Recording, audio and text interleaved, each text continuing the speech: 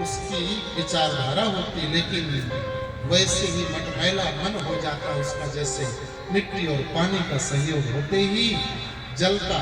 इसी प्रकार से महाराज ये स्थिति बनती। जन्म लेने के बाद अवतार लिया, चल दिए, और महाराज पीछे से श्री व्यास जी महाराज कहते हैं, पुत्र पुत्र, रुक जाओ बेटा, पुत्रेति, यानी कई बार। लेकिन तरवो भी नहीं दुहु, तरवों ने, वृक्षों ने प्रति उत्तर दिया। और प्रति उत्तर कैसे? अलग नहीं, वही शब्द। उधर से भी पिता, ऐसा नहीं, पुत्र ही। मतलब क्या है? हे व्यास जी, इस बार श्री सुखदेव जी आपके पुत्र हैं, पर इस संसार का नियम है, कब कौन किसका पिता बने, कब किसका कौन पुत्र बने, ये कोई भरोसा नहीं, कोई नियम नहीं कि जो बेटा हो बेटा ही होता रहेगा, जो पिता है वो पिता के रूप में आता रहेगा। नहीं, वो पिता भी पुत्र है। और एक तर्क है, दर्शन के अनुसार देख लिया जाए, कोई ऐसा है ना जो पुत्र न हो, और कोई ऐसा है जो यहाँ पिता न हो। भाई, प्रत्येक पुत्र पिता होता है, दर्शन शास्त्र। कोई ऐसा स्थान ही नहीं, कोई ऐसा संबंध नहीं जो कि एक ही व्यक्ति अनेक ना हो जाए। वो पुत्र भी है, पिता भी है, वो भाई भी है, वो पति भी है, सारे एक साथ, एक ही साथ संबंध है। तो जब संसार में ये प्रकट है, ये बात है, तो इसमें बहुत दिमाग लगाने की जरूरत नहीं है कि क्या ऐसा संभव है। हाँ, क्योंकि परम पिता, परम पुरुष नारायण के अलावा जगत में जितने जीव हैं, सब केवल पिता पुत्र, ये एक दूसरे के लिए जो कह रहे हैं, कोई प्रमाणित पिता नहीं है, ना कोई प्रमाणित पुत्र है, बल्कि पिता भी है, पुत्र भी है। भगवान जो बनाते हैं वो बनना पड़ता है। इसलिए हे पिताजी, केवल हम ही भर आपके पुत्र नहीं हैं, अथवा हे व्यास जी, केवल यही पुत्र नहीं है, हो सकता है किसी जन्म में आप भी पुत्र हो इनके, इसलिए आप पुत्र मोह से विलग हो जाइए। ऐसे मेरे गुरुदेव जो पूर्ण रूप से परम वैराग्य को ग्रहण कर चुके हैं, ऐसा करके ग्रहण किया। बोलिए श्री सुखदेव जी महाराज की। यहाँ पर सूत जी महाराज से कई प्रश्न स्तौनक ऋषि ने किए हैं, जो 88,000 ऋषियों के ऋषियां हैं।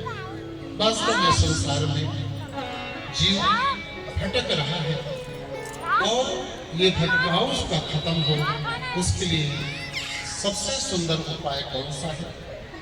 जीव मात्र माया में आच्छादित है, माया से विलग कैसे है? वैष्णव जन जिन परमात्मा के चरणों में प्रीति करते हैं, वो प्रीति करने की विधा क्या है? और भगवान आए देवकी वसुदेव के यहाँ, विविध अवतार लिए, फिर देवकी वसुदेव के यहाँ आए, कौन कौन सी लीला किए, कृपा करके वो आप सुनाइए। भगवान के जितने अवतार हैं, उन अवतारों के बारे में आप सुनाइए। और धर्म का आश्रय जीव कैसे लेता है? भगवान जब आते हैं तो रामो विग्रहवान धर्म, भगवान साक्षात धर्म के स्वरूप हैं। लेकिन जब वही भगवान लीला संवरण करके और अपने लोक को जाते हैं, उस समय फिर धर्म का क्या, और फिर लोग किसका आश्रय लेते हैं, फिर धर्म के रूप में क्या रहता है, ये सारी कथा कृपा करके सुनाइए। जैसे ही प्रार्थना किया, श्री सूत जी महाराज गदगद हो गए, बोले जय हो। कितना सुंदर भाव में प्रसन्न, भाव में कृष्ण, आपने जैसे मेरे से किया है, ठीक ऐसे ही मेरे गुरुदेव श्री शुक्राचार्य महाराज जब कथा सुनाने के लिए उद्यत हुए श्री परीक्षित जी को, उस समय देवता लोग स्वर्ण कलश में अमृत भर करके और उपस्थित हो गए और बोले सरकार, ये अमृत आप राजा परीक्षित को सुना दीजिए, और इस कथा अमृत के बदले हमें आप कथा सुना दीजिए। श्री सुखदेव जी महाराज ने देखा यहाँ तो व्यापार हो रहा है, कथा में व्यापार, कथा में व्यापार नहीं होना चाहिए। कथा एक स्वाभाविक, वैसे भी खर्च होता है कथा में, आप न चाहेंगे इसके बावजूद भी उतना खर्च लग ही जाएगा। पर कथा का मूल्यांकन और कथा का मूल्य बताना दोनों अपराध है। जो चर्चा भी होती तो भैया जी श्रम इतना पड़ जाता है, श्रम के अनुसार लगभग ये सेवा तो ज्यादा अच्छा है, लेकिन कथा का मूल्य क्या बता दे दिया जाए। 11 लाख, 5 लाख, 15 लाख, 21 लाख, 1.5 लाख, 2.5 लाख लोग बाग अपने ढंग से बताते हैं। इसका मूल्य हो ही नहीं सकता, ये अमूल्य है। इसका मूल्य हो ही नहीं सकता है। कथा का क्या मूल्य है? सुखदेव जी महाराज ने प्रथम में ही डांट लगा दिया। अब अमृत से बढ़कर क्या होगा जगत में? करोड़ों करोड़ रुपए लगाकर कोई अमृत को ग्रहण कर सकता है क्या? और उस अमृत को देवता लोग राजा परीक्षित को देने जा रहे थे इस कथा के बदले। और सुखदेव जी महाराज से ये व्यापार ही हुआ। आ गए शुक्राचार्य जी के पास, बोल दिए और सरकार इस कथामृत को आप हमें सुना दीजिए। और राजा परीक्षित को 7 दिन में शरीर पूरा होने का डर है, इसलिए अमृत पिला दीजिए राजा परीक्षित को। अरे जैसे ही सुना महाराज, क्व सुधा क्व कथा लोके क्व काचः क्व मणिर्महा ब्रह्मरातो विचार्यैव तदा देवांजहा। कहाँ सुधा, कहाँ कथा, अरे कहाँ कांच और कहाँ मणि। कांच का टुकड़ा भले ही ज्यादा चमचम करे, लेकिन वह कांचा को मणि महान। अरे कहाँ कांच का टुकड़ा, कहाँ महान मणि। इसलिए ब्रह्मरातो विचार्यैव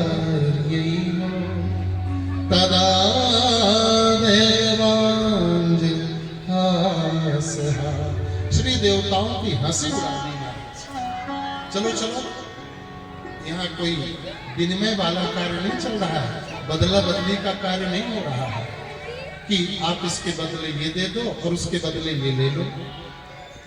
और तुम्हारा जैसे ही ये लौटा दिए देवताओं को, देवताओं ने देखा, विधाता के पास, ब्रह्मा जी के पास पहुंच गए। बोले आखिर में ये विशेषता कथा की कितनी है कि अमृत के मूल्य लगाने के बाद भी अमृत का मूल्य लग गया, इसके बाद भी कथा सुनने को नहीं प्राप्त हुआ। आखिर में बात क्या है? और जैसे इतनी बातें हुई और स्वगत में देवता लोग आपस में चर्चा कर रहे थे, चिंतन कर रहे थे। साथ में देखा कि 7 दिन बाद वास्तव में भागवत सुनने के बाद परीक्षित की स्थिति ये हुई। ओ, उनको मोक्ष प्राप्त हुआ, उनको सद्गति मिली। बस भागवत जी का महत्व कितना है उसको मापने के लिए, उसको तौलने के लिए एक पलड़े में भागवत जी और जितने सुकृत हैं, जितने ग्रंथ हैं, जितने श्रेष्ठ कर्म हैं, यज्ञादि सारे श्रेष्ठ कर्मों को, सारे उपासना को, सबको एक पलड़े में पूरा अष्टांग योग विधा है एक पलड़े में, और एक पलड़े में भागवत जी। लेकिन जब विधाता ने तौला को देखा कि जो भागवत जी का पलड़ा है वो नीचे की ओर चल गया, इतना वजन, और जितने धर्म आदि थे, कर्मादि थे, व्रत उपवास, सब का सब वो हिस्सा का पलड़ा ऊपर की ओर चला गया। तब बात समझ में आई, हो इसलिए तो हमको लौटा दिया गया, क्योंकि इसका मूल्यांकन करने के लिए हम गए थे। इसलिए हम लोग जो कथा में आए हैं, कथा सुनने के लिए, तो कथा जिस समय सुने तो केवल कथा सुने, मन में और कोई चीज नहीं चलनी चाहिए। खासकर व्यासपीठ में इसका का बड़ा असर पड़ता है। कई यहाँ श्रेष्ठ बैठे हैं, वयोवृद्ध, अनुभव वृद्ध, ज्ञान वृद्ध, सबके सब, और वो समझ रहे हैं इस बात को। और ये पीठ ऐसी भापती है इन बातों को, कहीं भी कोई कोने में किसी हिस्से में कुछ भी चर्चा करे तुरंत वहां नजर पहुंच जाएगी।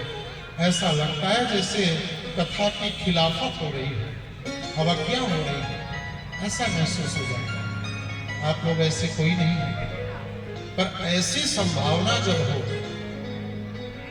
उस संभावना को नहीं आने देना चाहिए, क्योंकि बहुत बड़ा अपराध है कथा के बीच में अगर हम किसी से संवाद करते हैं, क्योंकि हनुमान जी हमारे ही बीच में बैठे हैं। यत्र यत्र रघुनाथ कीर्तन तत्र तत्र कृतमस्तकांजलि बाष्पवारि परिपूर्ण लोचनम मारुतिम नमत राक्षसांतकम। एकदम परिपूरित नेत्र, अश्रुपूरित नेत्र, नत नेत्र, नत शीश, और कथा सुनने के लिए हनुमान जी महाराज उद्यत रहते हैं सतत। और हम आप बीच में अगर कहीं संवाद करने लग जाए, हनुमान जी हों तो अपने तो सुन नहीं रहे और हनुमान जी महाराज सुन रहे हैं, तो संवाद में बात चली जाए। इसलिए रामचरित सुनबे को रसिया, राम लखन सीता मन बसिया। इस प्रकार से महाराज भगवान की जो कथा है उसकी महिमा ये है, जो अमृत के बदले भी, और विधाता ने जिसको तौला, अब तौल में नहीं है, न इधर अमृत के बदले में मिला। रहस्य ही कोशिश ये होगी कि जो पूर्व में पिछले साल जो भाव सुनाए हैं कथा का, इस साल में रिपीट नहीं होगा। इस लोग तो होंगे ही, कथा तो वही होगी जो चरित्र भाग है, पर भाव भाग वो बिलग होगा। तो महाराज कथा अमृत के बदले नहीं मिली भागवत, और कितना महान है ग्रंथ, बोले तौल में नहीं आए, तौले नहीं आए। अब कौन सा बटहरा लगाएंगे इसमें बताइए। वेद पुराण शास्त्र जो पाठों का क्रम उपस्थित करते हैं, इतना ग्राम, इतना किलो, इतना क्विंटल, इतना मन इत्यादि, तो वो हमारे वेद से ही तो विज्ञान है, और विज्ञान ने ही सारी चीजों को प्रस्तुत किया है। तो जब वेद ही तौला गया, यानी जब बप्पे तौला गए तो बेटा तो अपने आप तौला गया, तो यहाँ वेद भी एक पलड़े में तौला गया, तो सारे साधन अब कुछ रहेंगे नहीं। मतलब ये है। और भागवत यानी सुन चुके हैं, भागवत भक्त भगवान, और उनके चरित्र को, यानी भगवत चरित्र को, भगवान के चरित्र को तो मापा जा सकता है, पर भागवत चरित्र को नहीं मापा जा सकता है। भक्तों के चरित्र का मूल्यांकन नहीं हो सकता है, ये विशेषता है। इसलिए भैया ऐसी कथा को तो जितना ज्यादा से ज्यादा श्रद्धा पूर्वक सुन सके उतना ही आनंद रहेगा। आगे ये भी कहा, श्री सुखदेव जी महाराज के क्रम के साथ में श्री सनक सनंदन सनातन संवत में ये एक बात, विधि श्रवे कुतः प्रीति संयोगः कुत्र तैषः लोक विग्रह मुक्तस्य नातस्या स्थिरस्य च विधि श्रवे कुतः प्रीति संयोगः कुत्र तैषः। विधि श्रवे यानी सनक सनंदन सनातन सनत कुमार से इन भाइयों की आपस में नारद जी से भेंट कहाँ हो गई, कैसे हो गई? क्योंकि ये कथा ऐसी है कि देवर्षि नारद जी महाराज को भी अवश्य भावी नहीं हो पाई, अपने प्रयास से, उनके अग्रजों की करुणा से वो प्राप्त हुई भागवत। तब यहाँ श्री शौनक जी ने कहा कि हे सूत जी महाराज, आप अद्भुत प्रसंग सुना रहे हैं।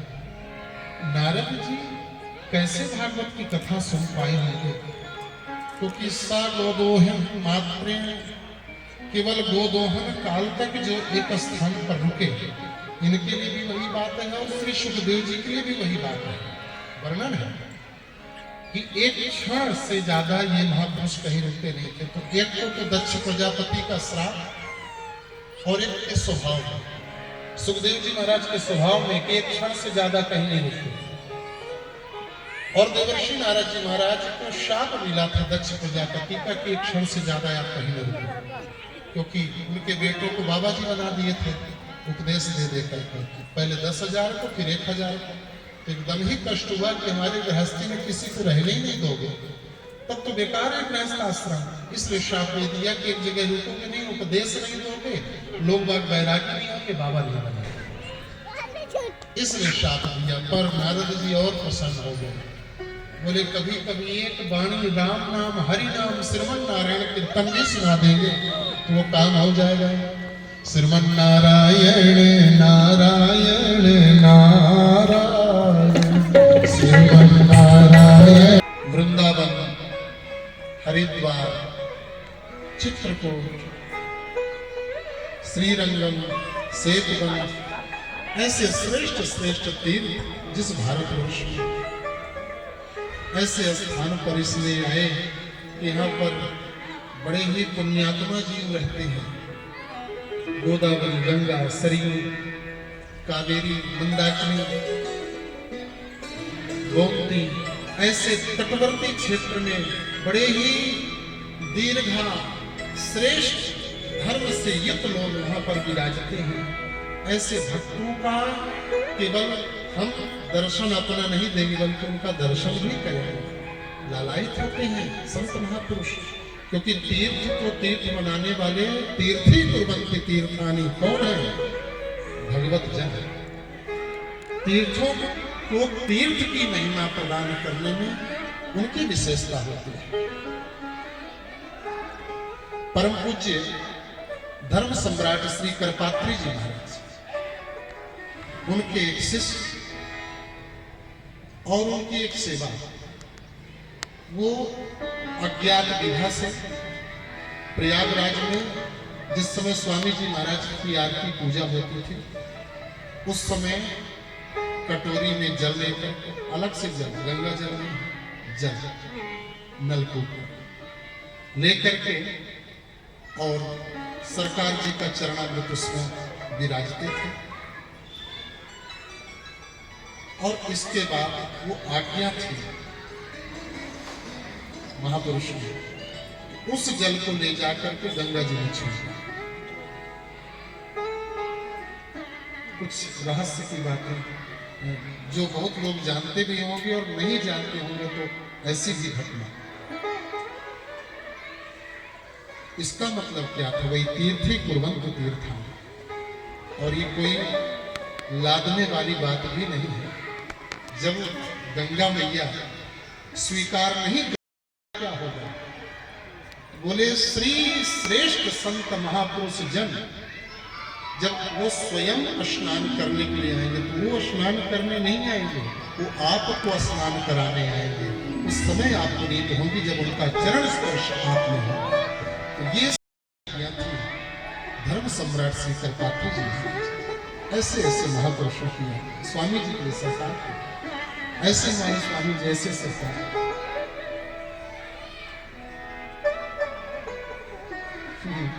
दुनिया ने खूब लाभ लिया, रह गए घर के बच्चे, हम लोग एकदम खाली हो गए, कुछ भी नहीं पाए।